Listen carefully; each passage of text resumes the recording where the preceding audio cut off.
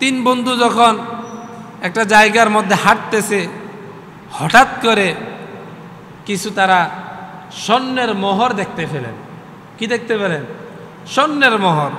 তো তিন বন্ধু চিন্তা করলো, চলো এই যে ওই লোকটার কাছে কিছু স্বর্ণের মোহর আছে, আমরা এই লোকটার কাছ থেকে যদি স্বর্ণের মোহরগুলো উদ্ধার করতে পারি তাহলে আমাদের জীবনটা, লাইফটা খারাপ। ঠিক আছে, তাহলে তিন বন্ধু মিলে ডাকাতি করা শুরু করছে স্বর্ণের মোহর। লোকটাকে ফিটাইয়া মাইরা তার থেকে স্বর্ণগুলো ছিনিয়ে নিছে।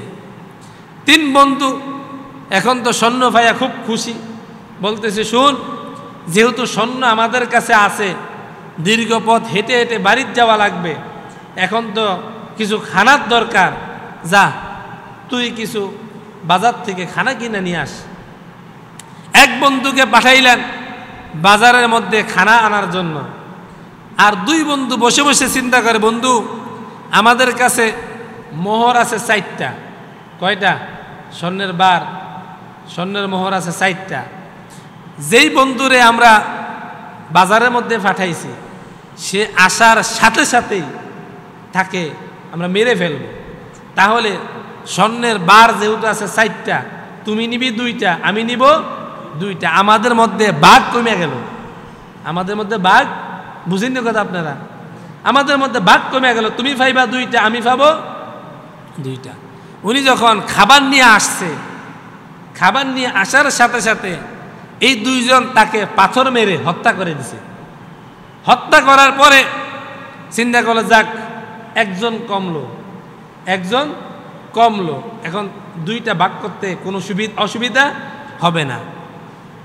এ যখন মারা গেছে, এ আসার সময় বাজার থেকে এই চিন্তা করছে যে আমাকে একলা তোরা বাজারের মধ্যে পাঠাইছস, আমি খাবারের মধ্যে বিষ মিশাইয়া নিব, তোরা খাবি আর মরবি, পুরোটার ভাগ আমি একলা হয়ে যাব। তো তিনি যখন খাবার নিয়ে আসছে তাকে তো পাথর মাইরা হত্যাই করে ফেলছে।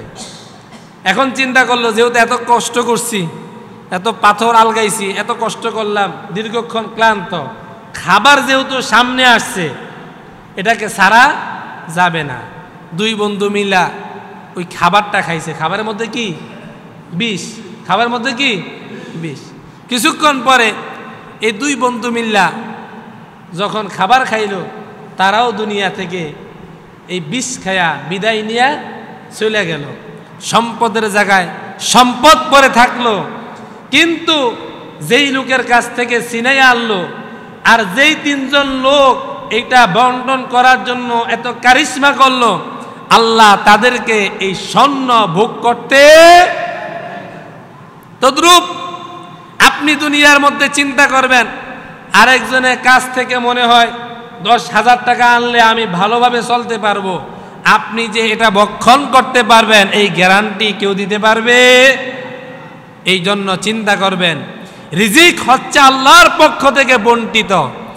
আপনার রিজিক আপনি দুনিয়ায় আসার পূর্বেই আপনার জন্য বরাদ্দ হয়ে গিয়েছে, তবে রিজিকটা আপনি কোন পন্থায় ভক্ষণ করবেন এটা জানেন কে? এই জন্য রাসূলুল্লাহ সাল্লাল্লাহু আলাইহি ওয়াসাল্লাম বলেছেন, মানুষের তাকদীর পরিবর্তন হয় না, মানুষের তাকদীরটা হচ্ছে স্থায়ী, তবে মানুষের তাকদীর পরিবর্তন হয়ে যায়। আর তাকদীরু লা ইয়ারুদ্দু ইল্লা বিদুআ, মানুষ যখন দোয়া করে তার তাকদীরটা যিনি পরিবর্তন করে দেয়, চিল্লিয়া বলুন তিনি কে? এই জন্য মানুষ ভালো যা কিছু আছে সব কিছু একজনের কাছে চাইবে, তিনি কে? আল্লাহর কাছে। ভালো যা কিছু আছে তাই আল্লাহর কাছে চাইতে হবে, কারণ মন্দ জিনিস আল্লাহ তাআলা কবুল করে না। ভালো জিনিস, আপনার রিজিক দরকার, কত রিজিক দরকার আল্লাহর কাছে চান। আপনার সম্পদ দরকার, কত সম্পদ দরকার আল্লাহর কাছে চান।